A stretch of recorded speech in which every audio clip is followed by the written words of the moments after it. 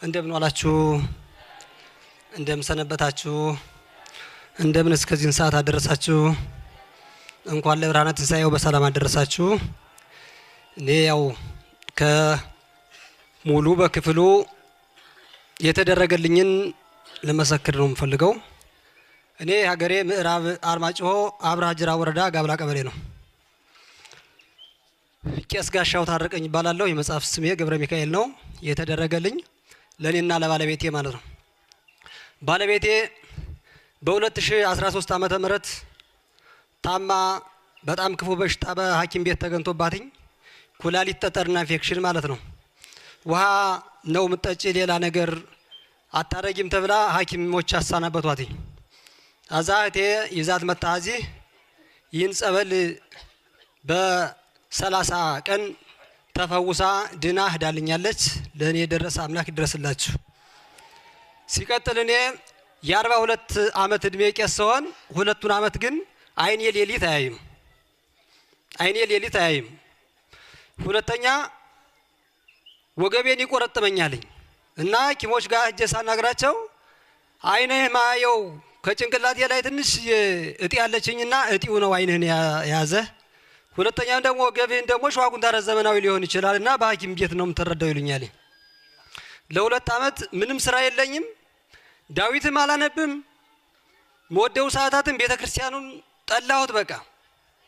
ስለዚህ ባለቤቴ ናና ወስዳለሁኝ ይጀለህ ነኝ ስትለኝ በሀገራችን ያሉ ካህናቶች ከኛ በላይ የሆኑት ለምሳሌ ከኛ ቤተክርስቲያን እንኳን 18 ወይም 17 ካህን አሉ። ግን የእድሜ ባለጸጋ የሆኑ ካህናቶች ያባየን ታሪክ ሲነሳ አይወዱም።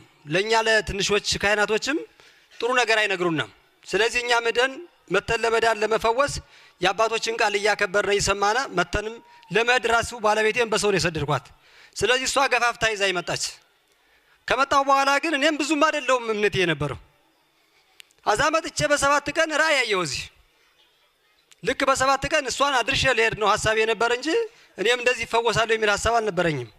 ስለዚህ በ7 ቀን ራእይ ያየውና አንድ የሚያምር ኮበል 23 ነጭ ክኒና ከሰጠኝ በኋላ ልክ የጊዮርጊስ ትፈወሳለህ ይህን ክኒና ዋጠዋለኝ። በደም እንዲያረገ እየቆረጠ ቁጠረው አለኝ። ስቆጥረው 23 ክኒና ነው።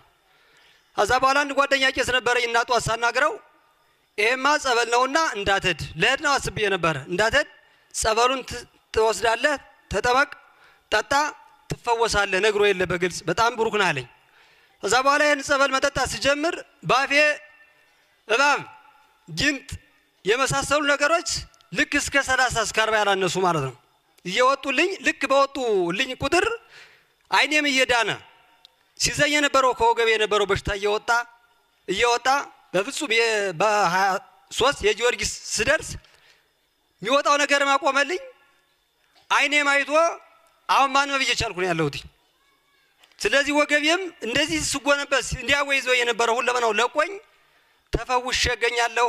ለኔ የደረሰ አምላከ ገብርኤል እንዲሁም አባታችን ለእናንተም ይድረሱላችሁ።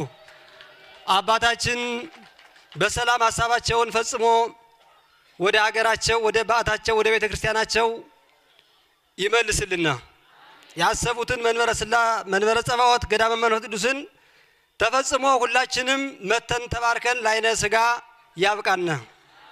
ስለ አዳመጣችሁኝ አመሰግናለሁ።